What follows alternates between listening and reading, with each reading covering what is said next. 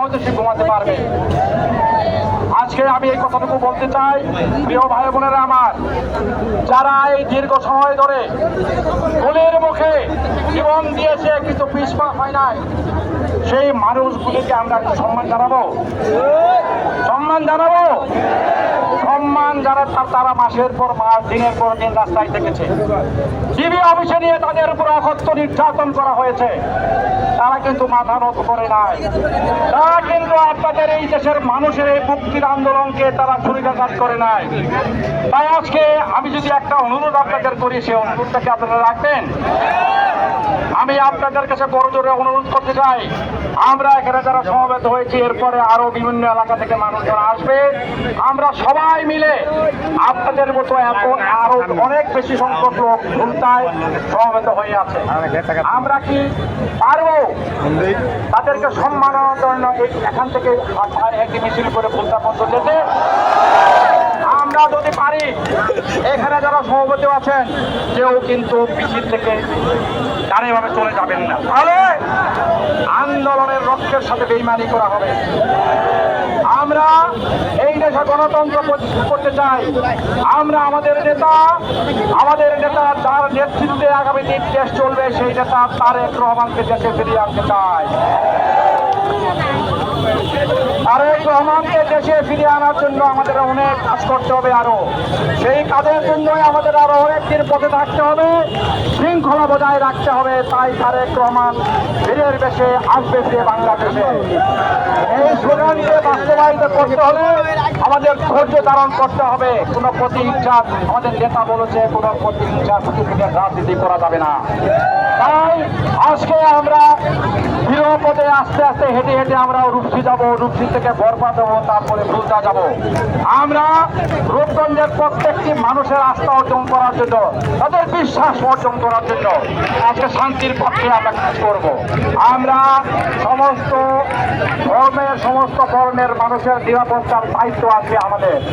এই রূপগঞ্জের প্রত্যেকটি মানুষ যারা এই দেশের নাগরিক, তাদেরকে রক্ষা করার দায়িত্ব আজকে জাতীয়তাবাদী দলের। কারণ আজকে তো আওয়ামী লীগ তাদের রাজনৈতিক দায়িত্ব পালন করতে পারবে বলে আমার মনে হয় না।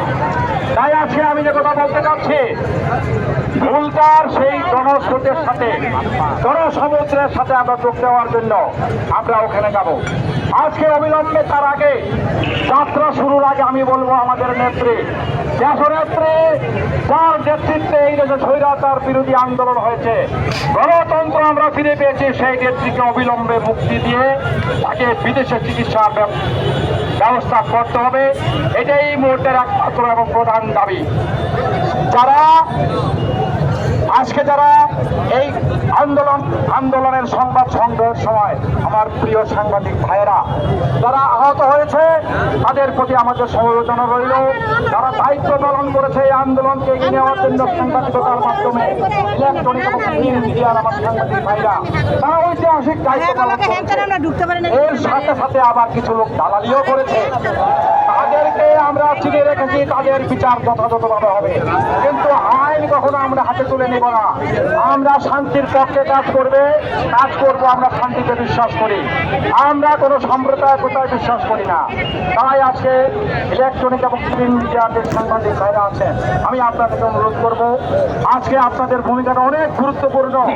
এই যুব সন্ধিক্ষণে গণতন্ত্রের এই ভাগ্যের পথে, যেখানে এই গণতন্ত্র যে কোনো সময় ঝুঁকির মধ্যে পড়তে পারে, সেই গণতন্ত্রকে টিকিয়ে রাখার জন্য আমরা রাস্তায় থাকবো, আমরা শান্তিপূর্ণভাবে থাকবো।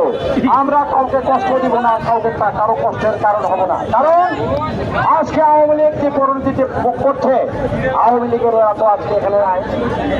আজকে আমরা এখানে আছি, আমরা তাদের মতো এমন কোনো কাজ করবো না যেন আমরাও কোনো একদিন আবার এই জায়গায় আসতে না পারি। আমরা জনগণের মাঝে আছি, জনগণের মাঝে থাকবো ইনশাল্লাহ। সেই পাঁচটা আজকে আমি আপনাদের দিয়ে যাই। আজকে রূপগঞ্জের যারা ওই আন্দোলন বিভিন্ন জায়গায় ছাত্র যুবক সাধারণ মানুষ নিজ তাগিদে গণতন্ত্রের বিশ্বাসে যারা আজকে আহত হয়েছেন, গুলি লেগেছে, তাদের প্রতি আমরা সমবেদনা জানাচ্ছি। আমরা তাদের নাম লিস্ট করে তাদেরকে যতটুকু সাহায্য সহযোগিতা আমাদের দলের পক্ষ থেকে করা দরকার তার সবটুকুই আমরা করব। অনেকে আমাদের কর্মীরা যারা গ্রেপ্তার হয়েছে, আমার এই গ্রেপ্তারকৃত নেতাদের অবিলম্বে তাদের সমস্ত মামলা প্রত্যাহার করে তাদের মুক্তি চাচ্ছি। আহাত গুলিবিদ্ধ হয়ে আজকে নারায়ণগঞ্জ জেলে কাতরাচ্ছে, তার পা হয়তো কেটে ফেলতে হবে। বর্তমানে তাকে কাশিমপুর জেলে রাখা হয়েছে, তার খোঁজ খবর আমরা রাখছি, তাকে আমরা সমবেদনা জানাচ্ছি। তার জন্য আপনারা দোয়া করবেন, সে যেন সুস্থ হয় আমাদের মাঝে ফিরে আসে।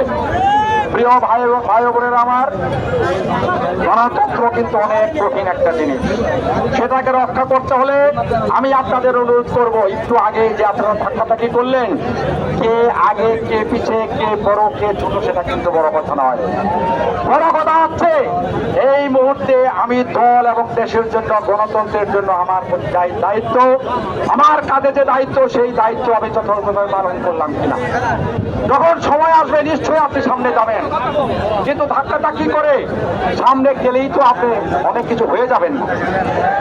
আমি আশা করি আমার সামনে যারা আজকে আছেন, ডানে যারা আছেন, ঘুমে আছে শিশুর পিতা, সব শিশুরই অন্তরে, আপনাদের মধ্যে এই দেশের ভবিষ্যৎ নেতা আপনারাই, কেউ না কেউ তারাবা পৌরসভার, কেউ না কেউ রূপগঞ্জের নেতৃত্ব দেন, সেই দোয়া আমি করি, সেই বিশ্বাস আমার আছে।